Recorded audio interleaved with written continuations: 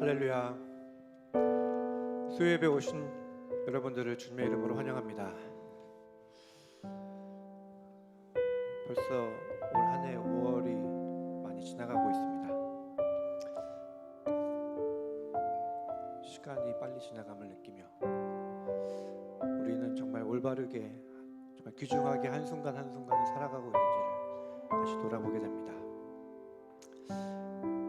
우리에게 예배를 허락하신 주님께 감사하며 함께 찬양하면서 하나님께 영광 올려드리겠습니다. 주의 성령 지금 이곳에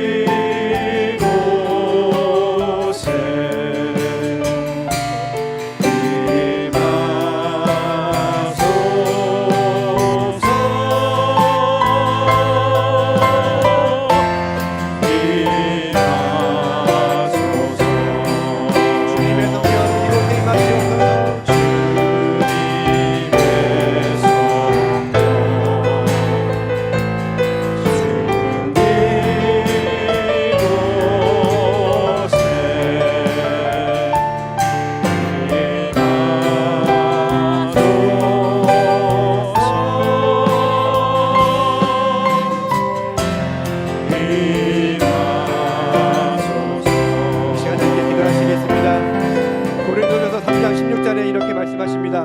너희는 너희가 하나님의 성전인 것과 하나님의 성령이 너희 안에 계신 것을 알지 못하느냐. 하나님이 계신 곳이 성전이라면 우리의 마음이 하나님의 성전이 되게 하여 주시옵소서. 성령님 우리 가운데 임재하여 주시옵소서. 우리 안에 성령님 계신 것을 믿게 하여 주시옵소서. 아버지, 예배가 드려지는 곳마다 성령의 충만함이 임하게 하여 주시옵소서. 이렇게 우리 성령님 간절히 바라며 함께 기도하시겠습니다. 하나님 아버지 감사합니다. 아버지, 저희들의 찬양을 통하여서 아버지 우리의 간절함을, 아버지 간절한 기도를 하나님 올려드리며 돌리게 하시면 아버지 감사합니다. 아버지 하나님 우리 가운데 성령님 임재하여 주시옵소서. 아버지 성령님 이 자리에 보여 주시옵소서. 아버지, 예배가 드려지는 곳마다 성령의 임재가 가득한 곳이 되게 하여 주시옵소서. 아버지, 주의 임재가 있는 곳이, 아버지 주님께 예배 드려지는 곳, 주님께 제사가 올려지는 하나님의 성전이 되면 아버지 믿사오니 아버지 우리 가운데 주님을 영원히 모시기 원합니다. 주여 우리 가운데 임재하여 주시옵시고 우리 가운데 함께하여 주시옵소서. 임마누엘 하나님 되신 주님, 아버지여 당신의 백성들과 함께하여 주시고 아버지여 성령으로 우리를 충만케 하여 주시고 우리를 성령으로 거듭나게 하여 주시고 간절히 기도합니다. 아버지, 이 시간 가운데 자정하여 주시고 함께하여 주시옵소서. 주님 아버지,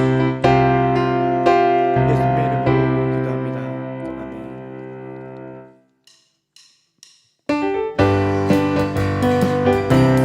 하나님이 주신 그 약속을 붙잡고 힘차게 찬송하겠습니다.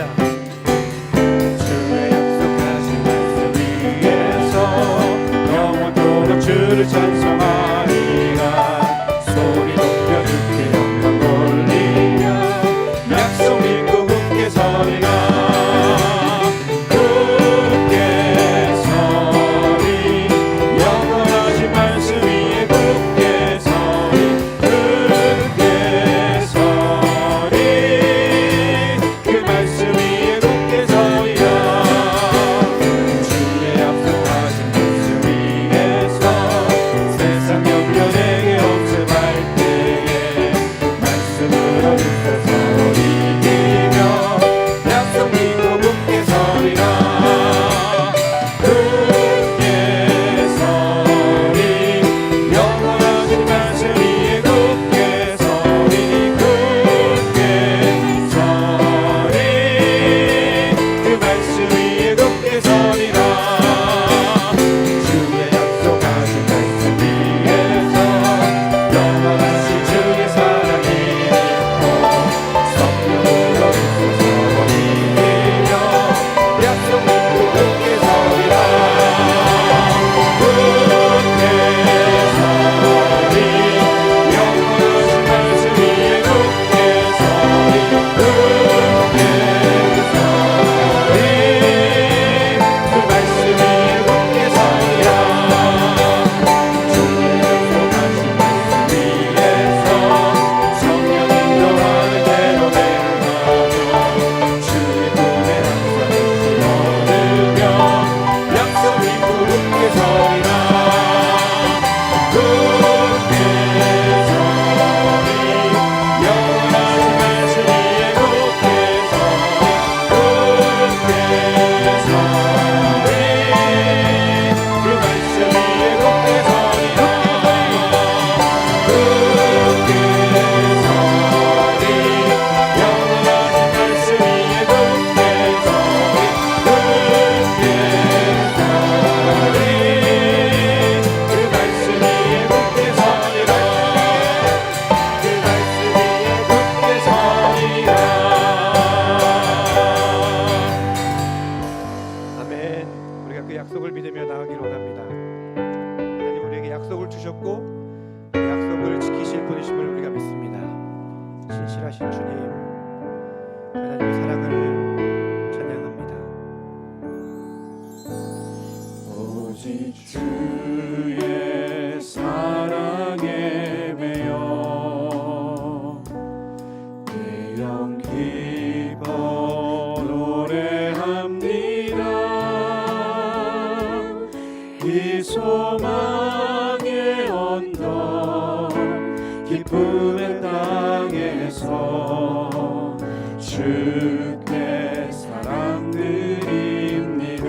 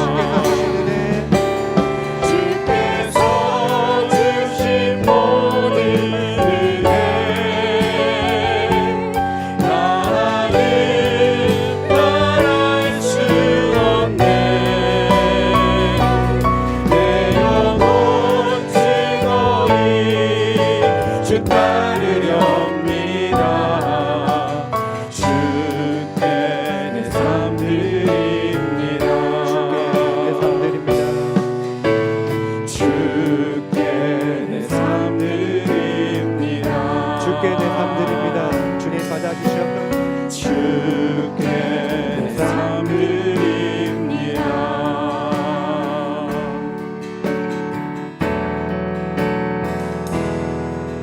나의 안에 거하라.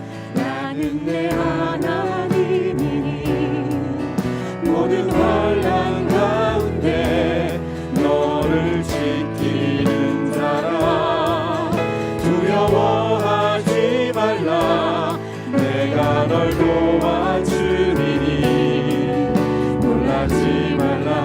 내 손 잡아주리라. 나의 안에 거하라. 주님 우리에게 말씀하십니다. 나의 안에 거하라. 나는 내 하나님이니 모든 환난 가운데 너를 지키는 자라. 두려워하지 말라. 두려워하지 말라. 내가 널 도와주리니 놀라지 말라. 놀라지 말라. 내 손 잡아주리라. 내가 너를 지명하여 불렀나니 너는 내 것이라. 내 것이라. 너의 하나님이라. 내가 너를 보배롭고 존귀하게 여기노라. 너를 사랑하는 내 여호와라. 내가 너를 지명하여 불렀나니 내가 너를 지명하여 불렀나니 너는 내 것이라. 내 것이라. 너의 하나님이라. 내가 너를 보배롭고 존귀하게 여기노라. 너를 사랑하는 내 마지막으로 고백합니다. 내가 너를 지명하여 내가 너를 지명하여 불렀나니 너는 내 하나님이 당신의 것이라 부르십니다. 내 것이라. 너의 하나님이라. 내가 너를 보배롭고 존귀하게 여기노라. 너를 사랑하는 내 여호와라. 이 시간에 다시 한번 기도하시겠습니다. 우리를 세상에 무엇보다도 존귀하다고 하신 주님, 보배롭다고 하신 주님, 하나님, 그 하나님의 사랑을 우리가 감사드립니다. 아버지, 우리가 그 주님의 말씀을 들을 때에 우리의 영의 눈을 뜨게 하여 주시옵소서. 우리의 영의 귀를 열어 주시옵소서. 지식이 없어 망하는 자가 되지 않도록 주의 말씀을 듣고 온전히 순종할 수 있게 해달라고 이 시간에 다 함께 기도하시겠습니다. 하나님 아버지, 정말 주님의 은혜에 감사합니다. 주님의 사랑에 아버지 감사합니다. 오늘 하루도 호흡하고 살아가는 것이 하나님의 은혜임을 고백하게 하여 주시옵소서. 아버지, 우리가 주님의 사랑 안에 살 수밖에 없음을 고백합니다. 아버지, 우리의 영의 눈을 뜨게 하여 주시옵시고 우리의 영의 귀를 뜨게 하여 주시옵소서. 아버지, 주님이 우리 마음 가운데 와 계심을 알게 하여 주시옵시고 주님이 우리와 동행하심을 알게 하여 주시옵소서. 하나님, 우리와 함께 하시는 주님, 아버지, 우리에게 말씀을 주실 때에 아버지 우리의 마음을 열어 주의 말씀을 붙들게 하여 주시옵시고 우리의 마음판에 새기게 하여 주셔서 하나님이 기뻐하시는 삶, 하나님께 아버지 영광이 되는 삶 살아갈 수 있도록 아버지 우리를 만져주시옵시고 우리를 성령 충만함으로 인도하여 주시옵소서. 아버지 하나님을 찬양합니다. 주님, 신실하신 하나님, 주님의 한없는 사랑에 감사드립니다. 주님의 사랑과 보호하심이 없이는 한순간도 살아갈 수 없음을 고백합니다. 하나님의 사랑과 은혜를 잊지 않게 하여 주시옵소서. 마지막 순간까지 아버지께 순종하신 예수님처럼 내 뜻대로 하지 마시고 오직 아버지의 뜻대로 이루어지기를 기도합니다. 아버지 하나님께 온전히 순종함으로 하나님이 우리의 하나님이 되시고 우리는 하나님의 백성이 되기를 기도합니다. 하나님이 우리의 아버지 되시고 우리는 하나님의 자녀가 되기를 기도합니다. 말씀을 전하실 김인철 목사님을 위하여 기도합니다. 성령님 목사님과 함께하여 주셔서 살아계신 하나님의 말씀으로 전하여 주기를 기도합니다. 그 말씀을 듣는 우리들은 겸손히 주님 앞에 말씀을 듣습니다. 주여 말씀하여 주시옵소서. 주의 종이 듣고 순종하겠습니다.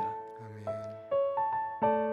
이 모든 말씀 살아계신 예수님의 이름으로 기도합니다. 아멘.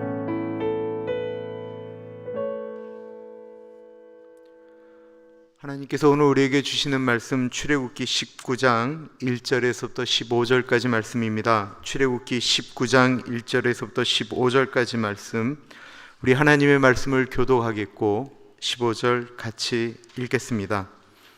이스라엘 자손이 애굽 땅을 떠난 지 3개월이 되던 날 그들이 시내 광야에 이르니라.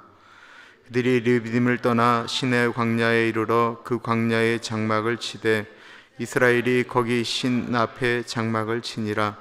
모세가 하나님 앞에 올라가니 여호와께서 산에서 그를 불러 말씀하시되 너는 이같이 야곱의 집에 말하고 이스라엘 자손들에게 말하라. 내가 애굽 사람에게 어떻게 행하였음과 내가 어떻게 독수리 날개로 너희를 업어 내게로 인도하였음을 너희가 보았느니라. 세계가 다 내게 속하였나니 너희가 내 말을 잘 듣고 내 언약을 지키면 너희는 모든 민족 중에서 내 소유가 되겠고 너희가 내게 대하여 제사장 나라가 되며 거룩한 백성이 되리라. 너는 이 말을 이스라엘 자손에게 전할지니라.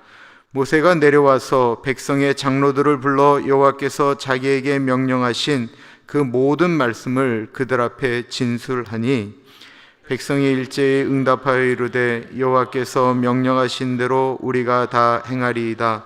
모세가 백성의 말을 여호와께 전하매 여호와께서 모세에게 이르시되 내가 빽빽한 구름 가운데서 내게 임함은 내가 너와 말하는 것을 백성들이 듣게 하며 또한 너를 영영히 믿게 하려 함이니라. 모세가 백성의 말을 여호와께 아뢰었으므로 여호와께서 모세에게 이르시되 너는 백성에게로 가서 오늘과 내일 그들을 성결하게 하며 그들에게 옷을 빨게 하고 준비하게 하여 셋째 날을 기다리게 하라. 이는 셋째 날에 나 여호와가 온 백성의 목전에서 시내산에 강림할 것임이니 너는 백성을 위하여 주위의 경계를 정하고 이르기를 너희는 삼가 산에 오르거나 그 경계를 침범하지 말지니 삼을 침범하는 자는 반드시 죽임을 당할 것이라. 그런 자에게는 손을 대지 말고 돌로 쳐 죽이거나 화살로 쏘아 죽여야 하리니 짐승이나 사람을 막론하고 살아남지 못하리라 하고 나팔을 길게 불거든 산 위에 이를 것이니라 하라. 모세가 산에서 내려와 백성에게 이르러 백성을 성결하게 하니 그들이 자기 옷을 빨더라. 모세가 백성에게 이르되 준비하여 셋째 날을 기다리고 여인을 가까이 하지 말라 하니라. 아멘. 만일 우리에게 결혼 시집시킬 나이가 찬 딸이 있다고 한다면 어떤 남자에게 보내시겠습니까? 보기가 나가요? 어떤 사람보다도 비교할 수 없을 정도로 잘생긴 남자. 둘째, 어떤 사람하고도 비교할 수 없을 정도로 능력 있는 남자. 셋째, 예수 잘 믿는 남자. 아니, 이렇게 끝나면 재미가 없어요.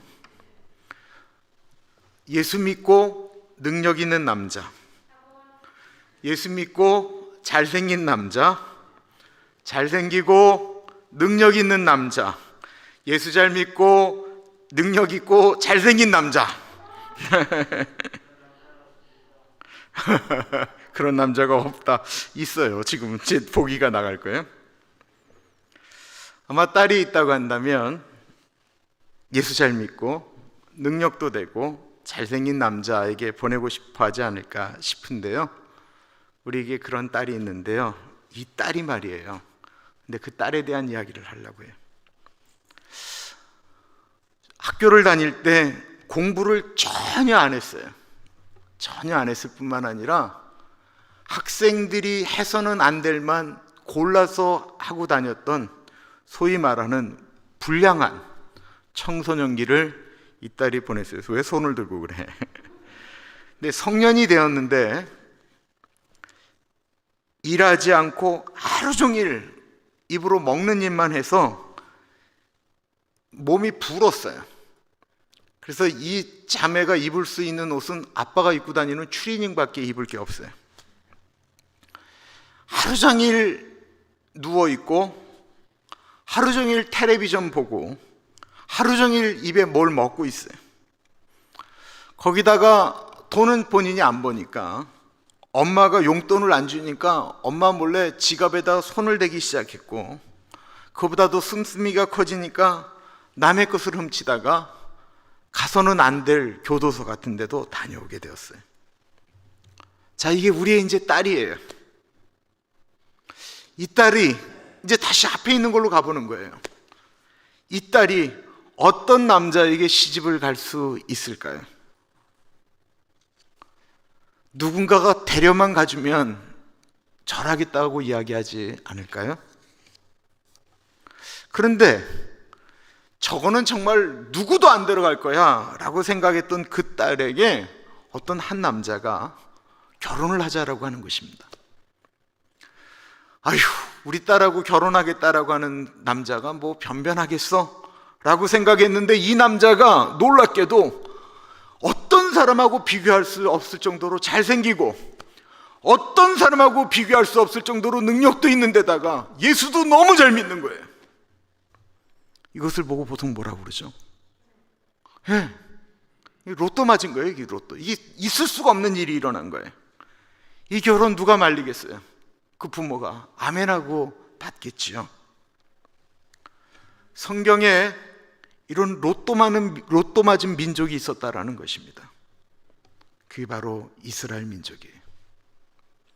호세아서에 나타나 있는 이스라엘 민족에 대해서 호세아에게 하나님께서 말씀하셨던 것을 보면 이스라엘 민족은 이 로또 맞은 민족이에요. 고멜처럼 사랑할 수 없는 여자를 데려다가 아내로 삼았는데 계속 밖에 나가서 호세아의 자식이 아닌 남의 자식을 낳은 여인, 그리고는 그 호세아를 싫다고 떠나가서 다른 남자에게 갔다가 버림받고는 결국은 진짜 밑바닥으로 떨어질 대로 떨어져서 그나마 술집에서도 사용할 수 없는 여인이 되어버린 그 여인을 다시 데려와서 그 제사장이었던 호세아가 아내 삼은 이스라엘 민족. 그리고 이 이야기는 누구의 이야기입니까? 도저히 그런 사람하고 만날 수 없는 우리들의 모습이잖아요. 출애굽기의 여정이라고 하는 것이 뭐 그런 것을 하지만 전체적인 개념으로 바라보면 도저히 사랑할 수 없는 민족을 끄집어낸 하나님의 사랑 이야기라는 것입니다.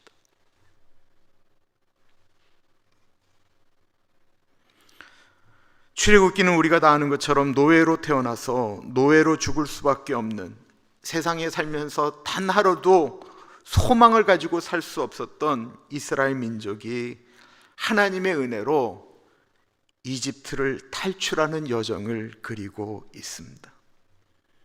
마치 출애굽의 여정은 하나님 모르고 살았던 우리들이 하나님을 만나고 나아갔던 여정과 같은데요, 너무 똑같은 거 있죠. 출애굽기 1장은 모세라고 하는 사람이 태어나면서부터 이집트를 탈출하는 과정까지 쭉 나오는 게 몇 장까지냐면요, 18장까지예요.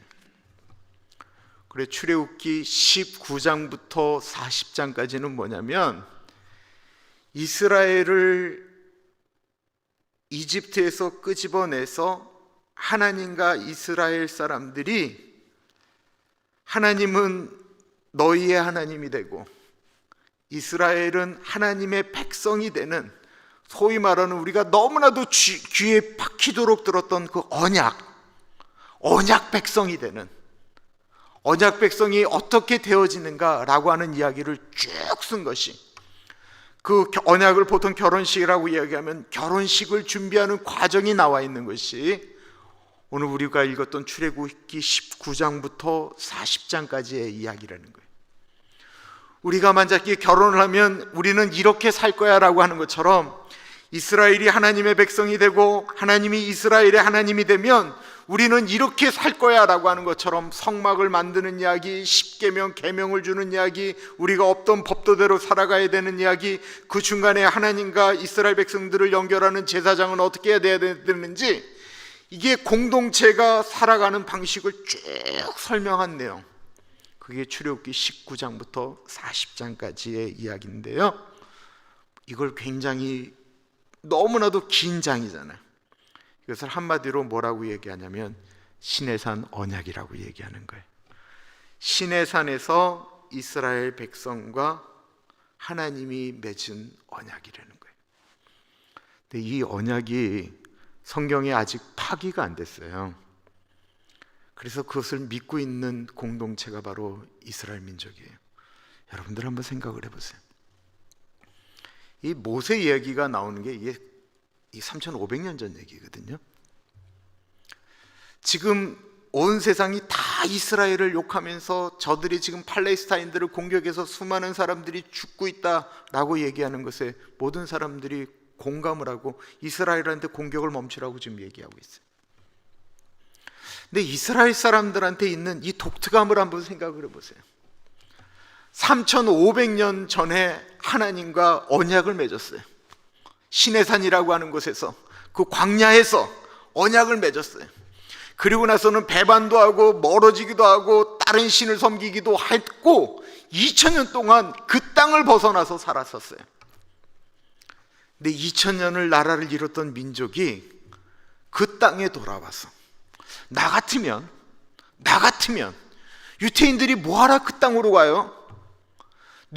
뉴욕에 보면 유태인들이 그렇게 많다는데, 월가를 잡고 있는 사람들이 대부분 유태인이라는 건데, 과학자들이 그 노벨상을 제일 많이 받은 분들이 유태인들이라는데, 나 같으면 조금씩 뉴욕이라든지 어딘지 좋은 데 땅을 사갖고 거기 공동체를 만들지, 뭐하러 저 황량한 이스라엘에 가서 저짓거리를 만들고 있는가? 왜 그러냐면 그들이 3,500년 전에 하나님과 맺은 언약 백성이라고 하는, 우리는 선택된 민족이라고 하는 그 자의식을 그들이 너무나도 오랜 고통을 겪으면서 가지고 있었기 때문에 그래요. 그래서 저 사람들이 무서운 거예요. 우리가 저 사람들이 구원을 받아야 된다라고 그렇게 얘기를 하는데 왜 그게 안 되느냐? 그들이 갖는 그 간절함보다 우리가 갖고 있는 간절함이 너무 약하기 때문에 그래요. 그들도 우리 같았다라는 거예요. 본문 말씀을 좀 보도록 하겠습니다. 1절이에요. 이스라엘 자손이 애굽 떠날 떠난 지 3개월이 되던 날 그들이 시내 광야에 이르니라. 출애굽기를 보실 때는 역사서를 보면 대부분 그래요. 날짜를 보면 그림을 그리기가 참 좋다라고 자꾸 말씀드리게 돼요.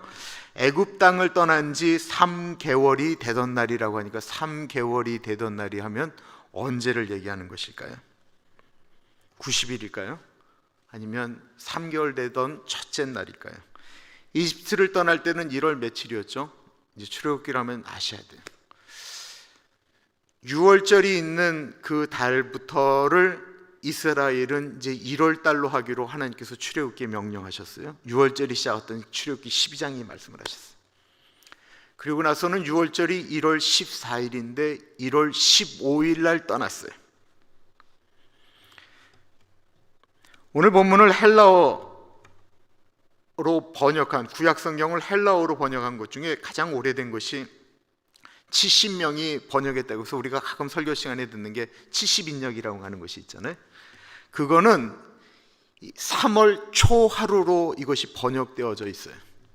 그렇게 따지면 1월 15일 날 떠나서 3월 초 하루니까 정확히 이집트를 떠난 지 45일이 된 날이에요.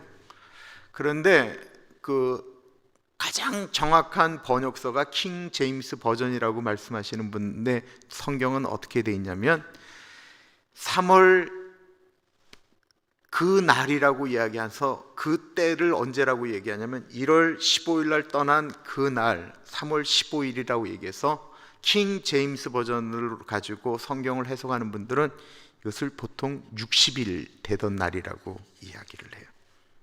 2달 되었을 때를 얘기하는 거죠. 그러니까 어쨌든 오늘 본문은 그렇다고 한다면 45일 이후에서 60일 사이 정도에 드디어 하나님과 이스라엘 백성들이 2달 많고 사이에 드디어 이제 결혼이라고 하는 것을 하기로 했다라는 것입니다. 그러면 그 사이에 일어난 일들을 좀 보도록 하겠습니다. 띄워주세요.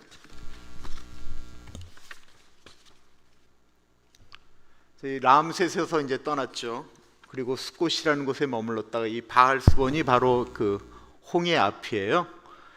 여기에 뭐 며칠 걸렸을까요? 그리고 이 바알스본에서 그 이집트 군대가 이제 쳐들어오니까 그때 했던 이야기를 읽어볼게요. 출애굽기 14장에 바로가 그때 올 때 이스라엘 자손이 눈을 들어본즉 애굽 사람들이 자기들 뒤에 이른지라 이스라엘 자손이 심히 두려워하여 여호와께 부르짖고 그들이 또 모세에게 이르되 애굽에 매장지가 없어서 당신이 우리를 이끌어내어 이 광야에서 죽게 하느냐 어찌하여 당신이 우리를 애굽에서 이끌어내어 우리에게 이같이 하느냐.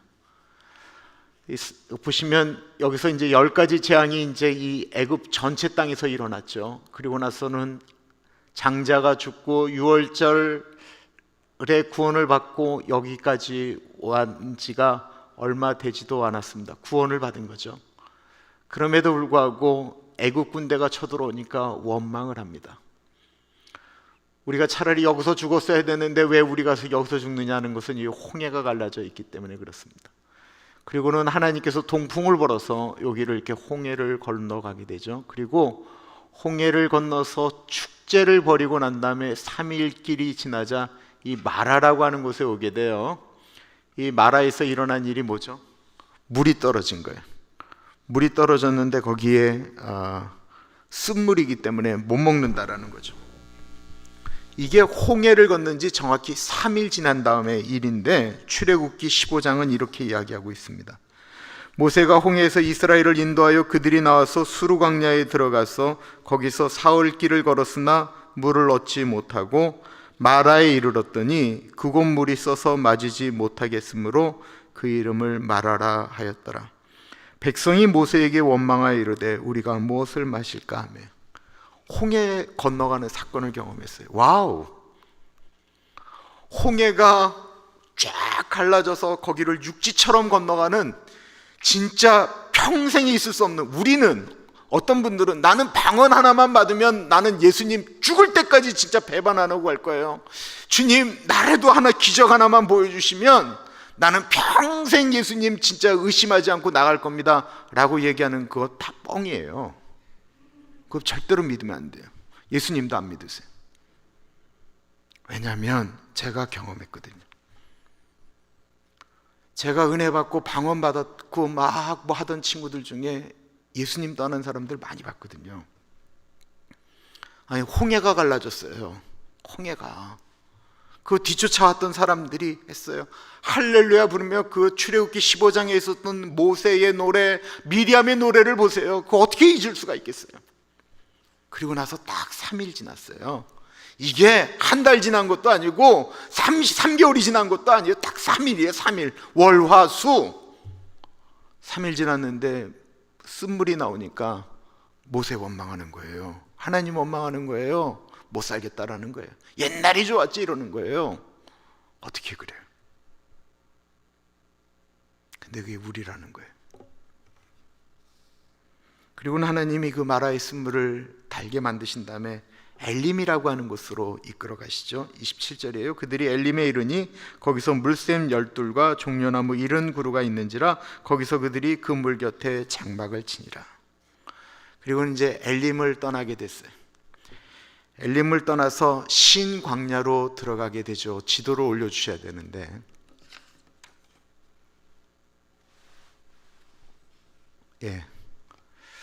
저 엘림이라고 하는 것은 아름다운 곳이죠. 거기서 저 르비딤까지 가는 길 선상에 있는 거예요. 거기 신광야라고 얘기를 해요. 거기서 신광야로 들어간 것이 출애굽한 지 정확히 한 달 되던 때예요. 정확히 한 달 되던 때. 그때 무슨 일이 일어나 보세요. 이스라엘 자손의 온 회중이 엘림에서 떠나 엘림과 시내산 사이에 있는 신광야에 이르니 애굽에서 나온 후 둘째 달 15일이라. 이스라엘 자손 온 회중이 광야에서 모세와 아론을 원망하여 이스라엘 자손이 그들에게 이르되 우리가 애굽 땅에서 고기 감아 곁에 앉아 있던 때와 떡을 배불리 먹던 때에 여호와의 손에 죽었더라면 좋았을 것을 너희가 이 광야로 우리를 인도해 내어 이 온 회중이 주려 죽게 하는도다. 이게 구원을 받은 지 한 달 만에 일어난 사건이에요. 한 달 만에 하나님이 그들을 구원하셨는데 우리 굶어 죽게 됐다라는 거예요. 여러분들, 우리가 생각할 것이 있어요. 어마어마한 문제가 해결이 됐어요. 그래도 그 은혜가 오래 못 가요. 그때 하나님이 그 원망을 들으시면서 뭘 하셨어요? 그때부터 만나를 내려주시기 시작했어요. 4절이에요. 그때 여호와께서 모세에게 이르시되 보라, 내가 너희를 위하여 하늘에서 양식을 비같이 내리리니 백성이 나가서 일용할 것을 날마다 거둘 것이라. 이같이 하여 그들이 내 율법을 준행하나 아니하나 내가 시험하리라. 이때부터, 그러니까 정확히 출애굽한 지 정확히 한 달 되는 그날부터 만나가 내리기 시작합니다. 그리고 나서 이제 신광야에서 르비딤이라고 하는 데로 가서 르비딤에서 두 가지를 경험하게 되죠. 그때도 또 물이 떨어지게 됐어요. 옛날에는 원망했다고 했는데 이 르비딤에서는 이스라엘 민족이 좀 더 과격해져요. 그는 모세를 돌로 쳐서 죽이려고 했던 사건이 일어났던 것이 저 르비딤이라는 곳이에요. 하나님의 은혜를 더 날마다 경험하는데, 은혜를 날마다 경험하게 되면 이 은혜가 일상이 되잖아요. 그럼 더 이상 감격이 없어지는 거예요. 감격이 없어져요.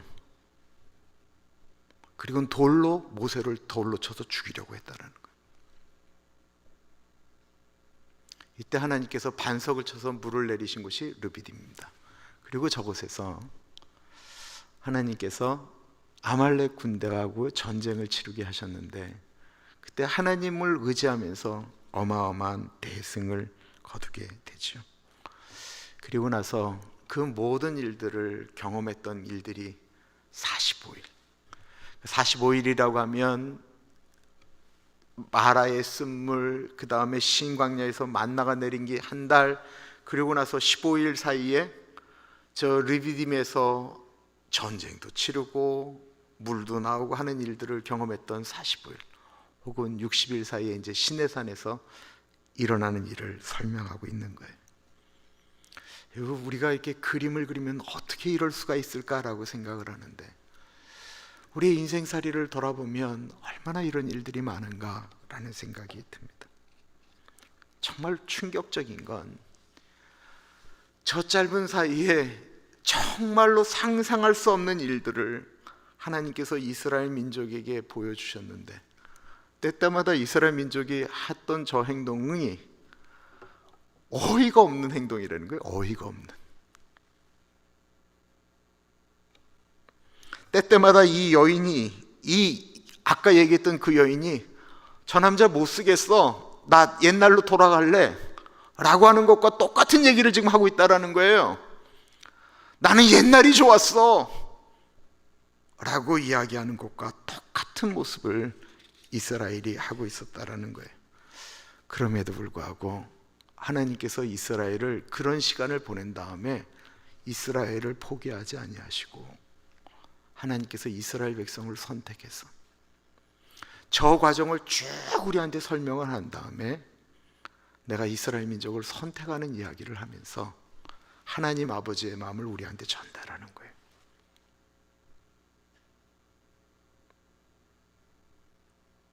우리가 어땠는데 하나님이 우리와 결혼하자고 하셨는지를 설명하고 있다는 것입니다. 3절 보겠습니다. 모세가 하나님 앞에 올라가니 여호와께서 산에서 그를 불러 말씀하시되 너는 이같이 야곱의 집에 말하고 이스라엘 자손들에게 말하라. 이스라엘 자손에게 말하라고 하는 말하라고 하는 것이 나가드라고 하는 히브리어를 쓰는데, 너는 분명히 알려야 된다라고 하는 강한 명령형입니다.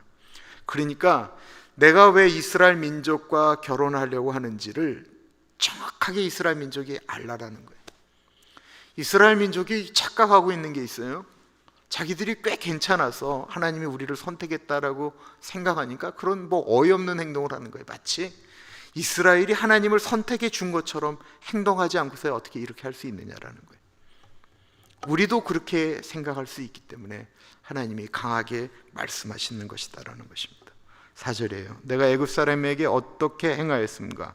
내가 어떻게 독수리 날개로 너희를 업어 내게로 인도하였음을 너희가 보았느니라. 하나님께서 애굽 사람들에게 어떻게 했는지 너희가 기억하라라는 것입니다. 그리고 그 과정 가운데 너희가 무엇을 보았는지를 기억하라는 거예요. 이스라엘 민족은 노예로 살면서 애굽 사람들이 믿는 저 신들이, 저 태양신이, 나일강에 있는 그 강신이, 모든 신들이 다 가장 위대한 신인 줄 알았어요. 저 우리가 섬기는 바로 왕이 살아있는 태양의 아들이라고 하는 저 살아있는 신인 줄 알았어요. 근데 10가지 재앙을 통해서 이스라엘 민족은 하나님만이 살아있는 진짜 신이시고, 저 눈에 보이는 피라미드 안에 들어가는 저 바로 왕이, 저 앞을 지피는 스핑크스가, 풍요를 주는 나일강들이 어떤 것들도 다 가짜라고 하는 사실을 알았다라는 거예요. 하나님 외에는 아무것도 아니다라는 것입니다. 더군다나 10가지 재앙, 하나님께서 이스라엘 민족을 이끌어가는데 이스라엘 사람들이 그 출애굽을 하는 과정을 통해서 이스라엘 민족이 하나님 앞에 우리가 이거 잘했죠, 내가 이거 했죠 라고 이야기하는 것이 아무것도 없다라는 거예요. 우리가 하나님의 선택을 받을 때 우리가 아무것도 한 것이 없이 자랑할 것이 없는 것처럼, 에베소서 2장 8절에 있는 말씀처럼 우리가 그 은혜로 인하여 구원을 얻었지 우리의 행위로 난 것이 아니기 때문에 자랑할 것이 아무것도 없다라는 거예요. 그러면서 하나님께서 이스라엘 민족이 여기까지 오는 그 과정을 어린 모자란 새끼로 보았어요. 그러면서 뭐라고 말씀하시냐면 독수리 날개로 너희를 업어 내게로 인도하셨다라고 하는 이 표현을 신명기에 또 사용을 하세요. 근데 거기에는 좀 더 구체적으로 말씀하고 있습니다. 신명기 32장입니다. 마치 독수리가 자기의 보금자리를 어지럽게 하며 자기의 새끼 위에 너풀거리며 그의 날개를 펴서 새끼를 받으며 그의 날개 위에 그것을 엎는 것 같이 여호와께서 홀로 그를 인도하셨고 그와 함께한 다른 신이 없었도다. 아직 부족하기 때문에, 아직 모르기 때문에, 아직 하나님에 대해서 정확히 알기에는 미성숙해서 독수리가 새끼를 끌고 보호하면서 오듯이, 그러나 독수리를 떨어뜨린다고 그러잖아요. 떨어뜨리면서 용감도 배우고 굶주림도 배우고 목마름도 배우게 하면서 강한 독수리가 되게 하도록 하나님께서 그를 만들어 가셨다라는 것입니다. 이스라엘이 아까 말씀드렸던 그 마라의 쓴물, 홍해, 신광야, 르비딤, 이런 불평하고 어려운 과정을 통해서 그들이 경험했던 게 뭐예요? 살아계신 하나님 아버지라는 것입니다. 그러므로 우리에게 어려움이 오는 것은 하나님께서 우리를 불편하게 만들려고 하는 것이 아니에요. 하나님 의지하는 법을 더 강하게 만들기 위하여, 하나님만이 우리의 구원자이심을 알려주기 위하여 하나님은 우리에게 그렇게 하신다라는 것입니다. 그때 우리는 선택하는 거예요. 하나님을 불평하든지 하나님께 기도하며 나아가든지. 이게 르비딤에서 우리에게 보여주신 일인 것이죠. 물 문제, 먹을 문제를 갖고 이대로 죽는가 하면서 절망에 빠지기도 하였지만 하나님이 그때 하늘 문을 여시고 만나를 먹이시고 반석 위에서 물이 나오게 하셨습니다. 이 모든 것들을 이스라엘 민족이 똑똑히 보았다라는 것입니다. 그걸 잊지 말라고 말씀하시면서 내가 어떻게 독수리 날개로 너희를 업어 내게로 인도하였는지를 기억하라고 말씀하고 있는 거예요. 우리가 기억해야 되는데 이스라엘 민족이 기억 못하는 것처럼 우리도 기억을 안 해요. 이스라엘 민족이 잊어버리는 것처럼 우리도 까맣게 잊어버려요. 하나님이 그러시면서 나는 모든 백성들의 하나님이다라고 말씀하고 있어요. 5절입니다. 세계가 다 내게 속하였나니 너희가 내 말을 잘 듣고 내 언약을 지키면 너희는 모든 민족 중에서 내 소유가 되겠고. 이 세상 어느 것 하나 하나님 것이 아닌 게 어디 있습니까? 이 세상은 모두 하나님께 속해 있다라고 선포하고 있어요. 그런데 이 세상이 모두 하나님의 것인데 그 모든 것 중에 하나님께서 무엇인가를 이뻐서 선택한 것처럼 이스라엘을 선택하셨다라는 것입니다. 그러면서 하나님께서 내가 너희를 선택했는데, 그래서 내가 지금 결혼하려고 하는데 이것만 지켜달라고 부탁하신 거예요. 그게 시내산 언약의 계약서예요. 너희가 내 말을 잘 듣고 내 언약을 지키면 모든 민족 중에서 내 소유가 되겠다라고 이야기하고 있어요. 여기서 이 소유라고 하는 말을 앞에 있는 것과 똑같잖아요. 세계가 다 내게 속하였다라고 하는 것은 자기 하나님 소유라는 거잖아요. 그런데 이스라엘을 특별히 내 소유가 되겠거라고 하면 이거 똑같은 말을 뭐 이렇게 쓰시나라고 하는데, 이 소유라고 하는 여기 말은 앞에 있는 모든 세계가 다 내 거라고 하는 것과 좀 다른 거예요. 이건 아주 특별한 것을 이야기하는 소유입니다. 세굴라라고 하는 히브리어를 쓰는데요, 이건 특별한 걸 얘기하는 거예요. 아주 특별한, 내 마음이 특별하게 가는, 나에게는 무엇과도 비교할 수 없는, 아파하는 모든 것들이 다 내 것이기 때문에 흔해 빠진 것이 아니고 그 중에서 내가 아주 귀하게 여기는 것을 이렇게 이야기하는 것이다라는 것입니다. 모든 것들이 다 내게 속했지만 그 중에 내가 가장 소중하게 선택한, 그러니까 수많은 여자들이 있는데 그 여자 중에 김현진이 나의 아내가 된 것처럼, 웃지들도 않으시네요. 하나님께서 수많은 민족 가운데 한 백성을 특별하게 소유했다라는 것입니다. 저희 막내가 저를 부를 때 얘가 좀 특별하게 저를 불러요. 그냥 부르면 아빠, 아버지, 뭐 미국에 있으니까 dad, 뭐 이렇게 불러야 되잖아요. 근데 얘는 꼭 아빠한테 뭐라고 부르냐면 my precious dad라고 얘기를 해. 꼭 그렇게 불러요. 근데 이놈이 그렇게만 부르고 끝이 나면 참 좋은데 꼭 확인을 하세요. 자기는 아빠한테 뭐냐라는 거예요. 그때 내가 그래 예준아 라고 얘기하면 큰일 나요.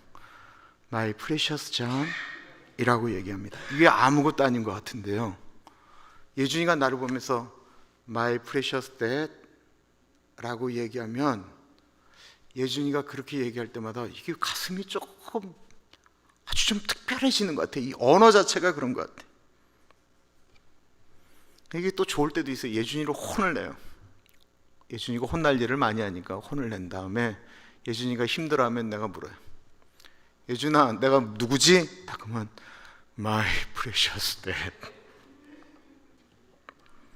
근데 다시 앞에 있는 이 여자를 생각해 보십시오. 그 괜찮은 남자가 이 안 괜찮은 여자에게 원했던 것은 단 한 가지였어요. 근데 이게 뭐 굉장히 어려운 얘기 같은데, 나와 결혼하면 이 결혼 조건을 좀 지켜달라는 거예요. 그 결혼 조건은 수많은 얘기가 있지만 하나로 바꾸면 딱 한 가지예요. 그건 나만 사랑해달라는 거였습니다.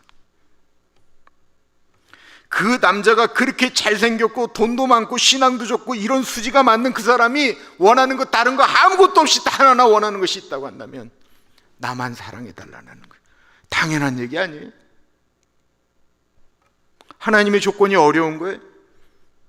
신랑이 신부에게 결혼하면서 신부에게 나만 사랑해달라고 하는 그 말이 억지입니까? 당연한 말이잖아요. 당연한 말. 그런데 그 당연한 거를 지켜주기만 하면 더 주겠다라고 하는 약속이 있습니다. 6절 말씀이에요. 너희가 내게 대하여 제사장 나라가 되며 거룩한 백성이 되리라. 너는 이 말을 이스라엘 자손에게 전할지니라.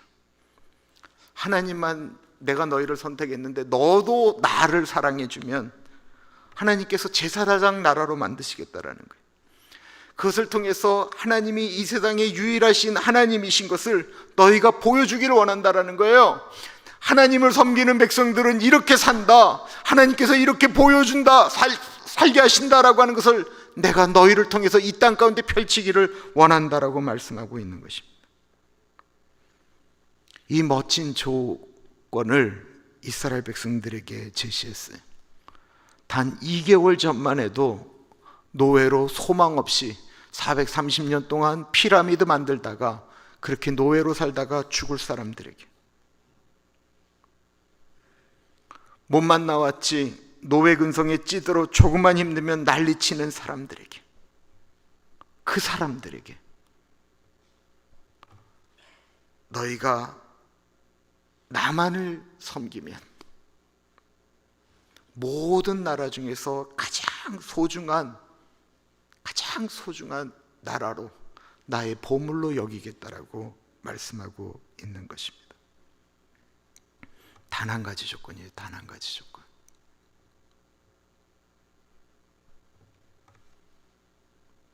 이스라엘 민족은 그거를 잘 믿지 못했어요. 하나님이 우리를 그렇게 사랑하시나? 자기 존재에 대해서 잘 모르는 거예요.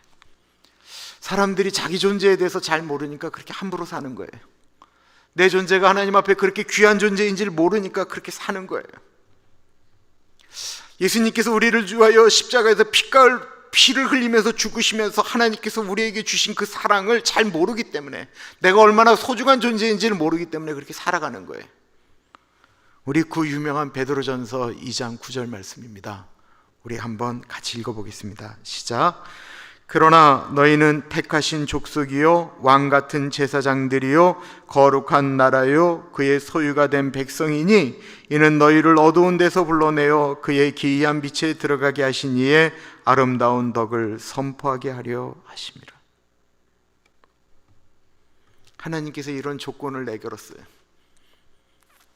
나하고 결혼하는데 다른 거 하는 것도 없어.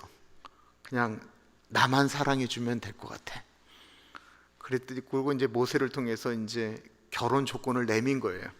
그러자 백성들이 뭐라고 그랬어요? 8절입니다. 백성이 일제히 응답하여 이르되 웬 떡이냐? 여호와께서 말씀하신 대로 우리가 다 행하리이다. 모세가 백성의 말을 여호와께 전했다라고 이야기하고 있어요.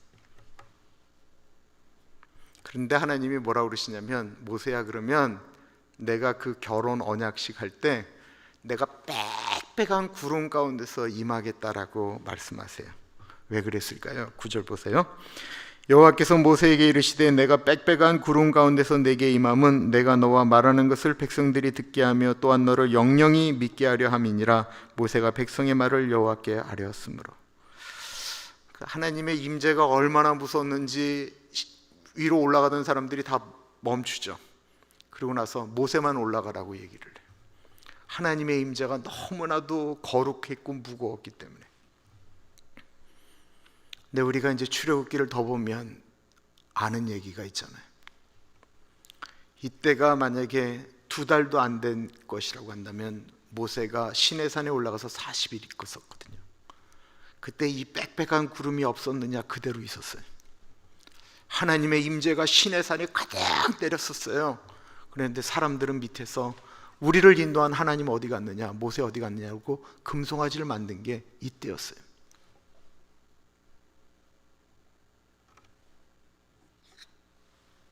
하나님의 임재, 하나님의 말씀, 하나님의 모든 것에는 경외함을 갖게 됩니다. 하나님의 임재 가운데 들어가게 하면서 하나님은 10절과 11절에 이스라엘 민족에게 결혼식 준비를 말씀하십니다. 10절과 11절입니다. 여호와께서 모세에게 이르시되 너는 백성에게로 가서 오늘과 내일 그들을 성결하게 하며 그들에게 옷을 빨게 하고 준비하게 하여 셋째 날을 기다리게 하라. 이는 셋째 날에 나 여호와가 온 백성의 목전에서 시내산에 강림할 것임이니. 하나님의 임재를 경험하는 것에 대한 이야기를 하는데, 하나님의 임재를 경험하는데 왜 나는 임재를 경험하지 못할까 생각할 수 있는데, 거기에 근거가 되는 이야기를 말씀하고 있습니다. 자기 자신을 정돈해야 된다라는 거예요. 마음과 생각 그리고 모습마저도 깨끗해야 된다라는 거예요. 물론 하나님은 우리가 의도하지 않는데도 하나님이 우리를 찾아오실 수 분명히 있어요. 그러나 일반적으로는 우리가 하나님을 사모하며 기다리고 나아갈 때 늘 하나님은 하나님이 우리를 찾아오시는 것이지 우리가 하나님을 찾아가는 게 아니거든요.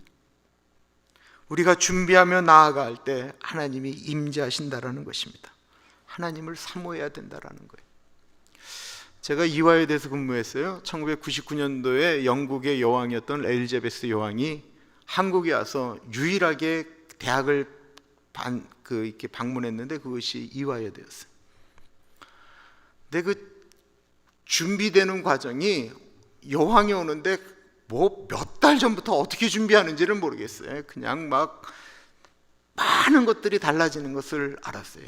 우리 그 선교단체 회장이 이대 총장이었거든요. 이게 뭐 정신이 없는 거예요. 그 하루 몇 분 있었는지 아세요? 여왕이 와서 딱 45분 있었어요. 그런데 그때 그 이대에 사람들이 엄청나게 모였을 뿐만 아니라 한국에 있는 기자들은 다 거기 모인 것 같았어요. 딱 45분 때문에.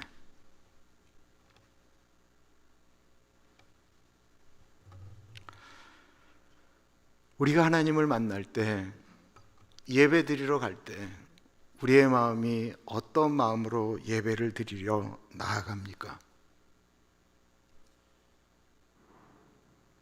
왜 우리는 주님을 만나러 가는 마음이 우리나라하고 아무 상관도 없는 여왕이 온다라고 하는데도 그 난리를 피는 것과 그렇게 차이가 많이 나는 것일까요? 우리는 하나님께서 우리를 선택하신 것에 대해서 당연히 여기고 계시지는 않으십니까? 이스라엘 사람들의 이 진짜 배신과 같은 이들의 마음과 우리의 마음은 다릅니까? 그런 우리를 하나님께서 불러주셨습니다.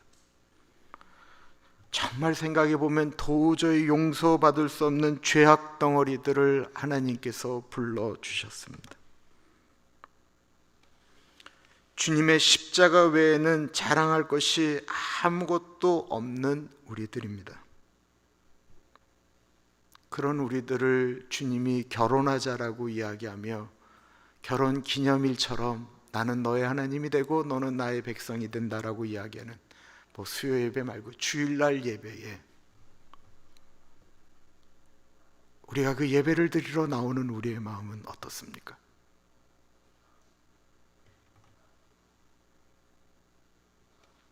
하나님은 우리를 무조건 사랑하시지만 하나님도 우리의 사랑을 받고 싶어 하시는 분이십니다.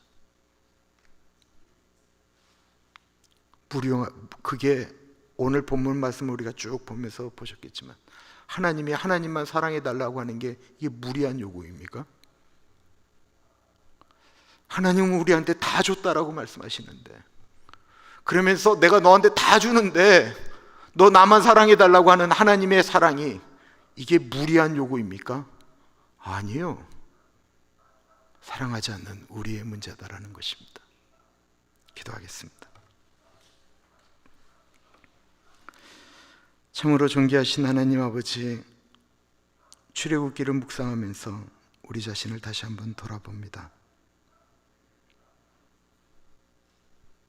죄의 노예, 죽음의 노예, 육신의 정욕과 안목의 정욕과 이상의 자랑으로 사로잡혀 있던 우리들을 하나님의 백성 삼아 주실 때 조건 없이 사랑하셨는데 주님 가끔 우리는 옛날이 좋았지라고 이야기할 때가 얼마나 많은지 모르겠습니다. 하나님 아버지, 다시 한번 우리가 주의 십자가 사랑을 기억하며 그 사랑 앞으로 나아가기를 기도합니다. 그리고 그 사랑을, 그 언약을 기억하면서 우리가 예배를 드릴 때마다 마치 신부가 단장을 하고 신랑을 맞이하듯이 결혼식에 들어가는 설렘과 기쁨으로 두렵고 떨림으로 우리가 하나님을 맞이할 수 있도록 은혜 나리오 주옵소서. 지금은 우리 주 예수 그리스도의 은혜와 우리를 너무나도 사랑하셔서 하나밖에 없는 아들을 넉넉하게 보내주신 하나님 아버지 그 크신 사랑하심과 성령 하나님 감화감동 역사 충만 교통하심이 하나님만을 사랑합니다 다시 한번 고백하는 사랑하는 죄 백성들 머리 위에 지금으로부터 영원토록 같이 하시길 간절히 축원하옵나이다. 아멘.